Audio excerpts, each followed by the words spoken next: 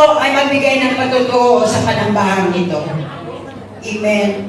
Ang mensahe ngayon, makita ko sa John 15:16, sabi niya, hindi ako ang pumili sa iyo, kundi ako ang humirang sa atin.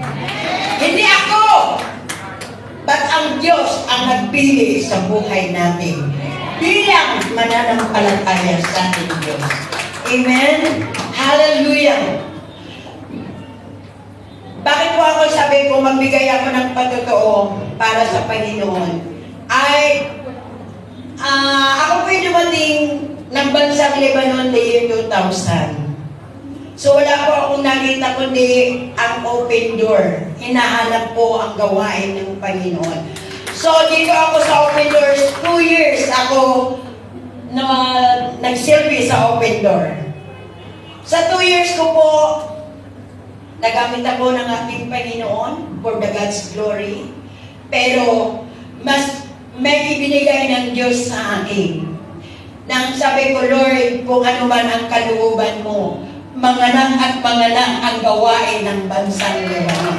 Kaya po, nagkaanak ng King Jesus Fellowship na ang gawain na ito ay ang Diyos ang nagtalaga sa buhay. Kaya sa lugar na ito, wala akong ibang itinataas, kundi God's plan sa ating mga buhay. Hindi tayo pumunta dito para kung ikaw ay totoong Kristiyano na, ibigay mo na ang buhay mo para sa Diyos.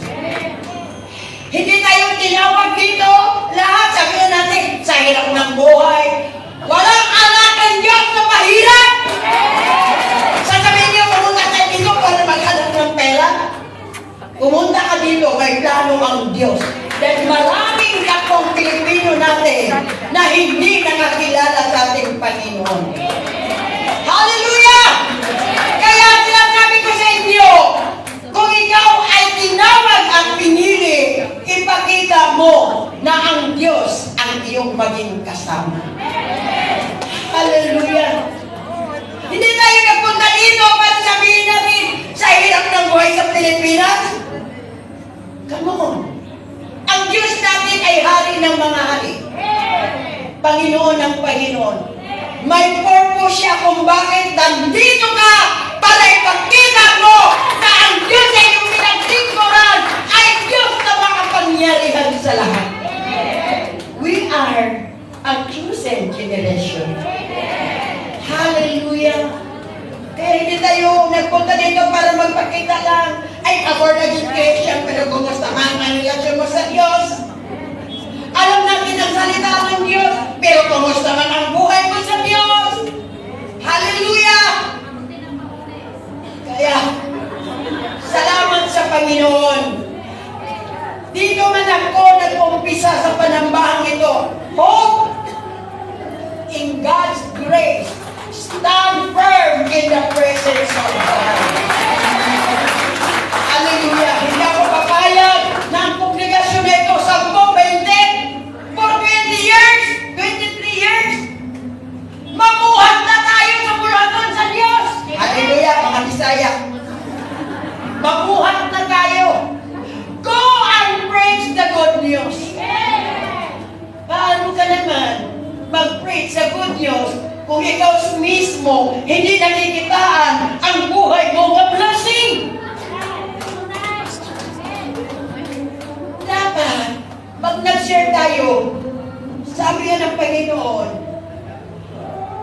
paano ka makadala ng kaluluwa kung ikaw mismo ay luyang kapas at kahoy na igagatong? Hello! Sister, I love you with the love of the Lord. Simba ka sa atin. Sabi niya, tingnan mo naman itong nag-share. Dapat magiging ilaw tayo mag-share sa salita ng Diyos. Hallelujah! Dahil kung ikaw, mag-share ka, lanta ka pa sa kahoy na ikagatong, lanta rin ang iyong dadalhin. Kumawit lang kayo dito, parang kayo makang nilang tinatayo ba? Kung hasaan ang ihip ng hangin. Para hindi mapalong, dapat ipakita natin, Lord, I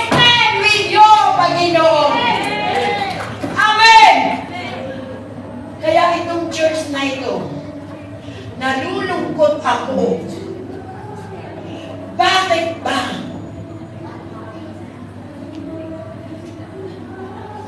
Talagang nakakasakit. Ang sabi ko sa inyo, kung tayo ay body ng Christ, dapat, mga kapatid, magtinginan tayo sa isa't isa. Kung sino man nagkulang, tayo po ang magpupuno. Kaya nga nakita yung blessing. Bakit? Tingnan mo, ang marami, pinaparami ng Diyos. Ang kukunti pa, bawasan pa. Bakit? Gusto ng Panginoon na ikaw ay mamunga sa presensya ng Diyos. Kaya sa araw na ito, hallelujah.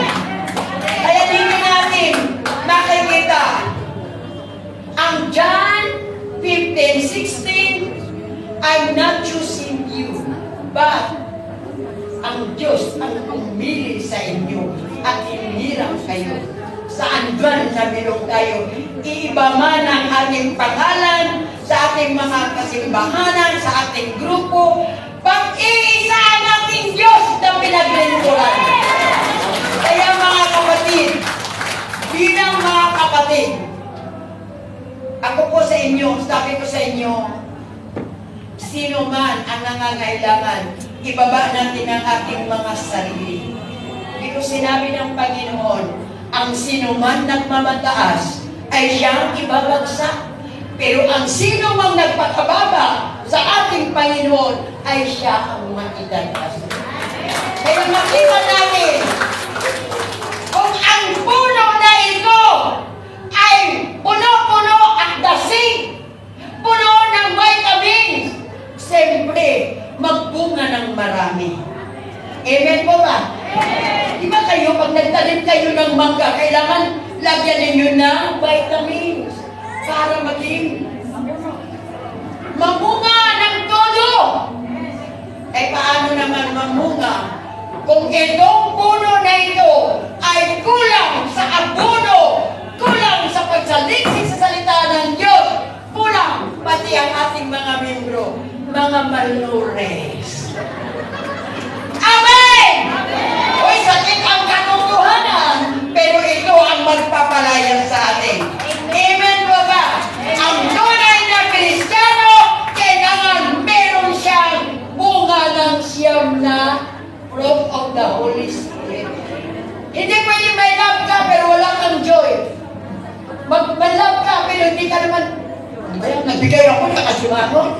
So, kailangan magbigay ka with love, with smile. Diba? Diba napakasarap? Pero magbigay ka ng kasima mo. Sama ng loob kasi nakasima mo. Hallelujah. Kaya mga kapatid ko sa Panginoon, now we are in the last days na mga kapatid. Hindi lang tayo pupunta mapuno ang panambahang ito dahil anibersaryo. Dapat makita natin kung alam mo ang Matthew 6:33 na seek ye first the kingdom of God. Dahil mga kapatid, marapit nang babalik ang ating Panginoon. Kung tayo ay magpaluya-luya, kung ikaw ay mahina, sige, pagdating ng ating Panginoon, saan ka pupulutin? Ang sabi ng Panginoon, be strong and courage. Paano mo makanta ng strong and courage kung wala kang meditate sa Word of God? At hindi ka nakasalimuha ngayon sa iyong mga kasamahan na may Kristo na sa puso. Puso ha, hindi muso. Hallelujah! I challenge you mga kapatid. Ang Amos 4:12, prepare to make thy God. Kailan pa kayo maganda? We are now in the last days. Nakita po natin ang Pilipinas kung paano nagbigay ng sakuna. Galit ang Panginoon sa mga masasama. Pero mabuti siya sa gumagawa ng kabutihan. Hallelujah! Sabi ko nga sa inyo, nandito ako sa inyong harapan. Hallelujah! Para mag-encourage sa inyo mga kapatid paglakasan natin ang ating pananampalataya sa Diyos. Amen. Dahil, sabi ng Panginoon, ang sino mang magtiis at magtiyaga, siya lamang makakamit sa pangako ng Diyos na buhay na walang hanggan. Hindi lang tayo dadami dahil anniversaryo. Please, maraming kasimbahanan ngayon. Merong Monserie, King of Kings, meron tayong Hamra, nandito ang ating mga leaders.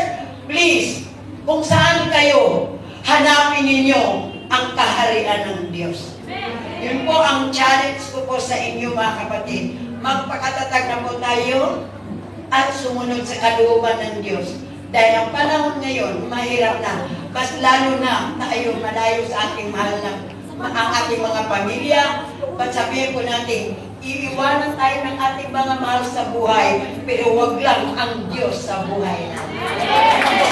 Hallelujah! Happy anniversary! Isa po ako dito nakasama sa kongregasyon na ito dahil dito ko nagamit sa 2 taon. Hindi po biro ang 2 taon, pero may plano ang Diyos sa buhay ko. Nagbigay ko siya ng karagdagan ng panambahan sa lugar na ito. Kaya thank you and God bless. I love you with the love of the Lord. In the name of the Father and the Son and the Holy Spirit. God bless you all. Amen, amen, amen. Happy anniversary, Open Door. Sa pamumuna ni Pastor Luigi. Praise the Lord. Amen.